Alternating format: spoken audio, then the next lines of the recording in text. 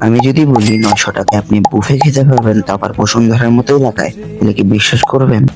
হ্যাঁ, ঠিক শুনছেন, বসুন্ধরার মতো এলাকায় আপনি ইজিলি এখন 900 টাকায় বুফে খেতে পারবেন। 900 টাকার মধ্যে 100+ আইটেম, বিশ্বাস হয়? হয় না, জানি। ডেজার্ট থাকতেছে, স্টার্টার থাকতেছে, সেট মেনু থাকতেছে, আরো অনেক কিছু। আমাদের বুফের টাইম ছিল 3 ঘন্টা, আধা ঘন্টা লেট হয়েছে, হোয়াট এভার। আমি তাও 6 প্লেট খাইতে পারছি, ডেজার্ট সুদ্ধা।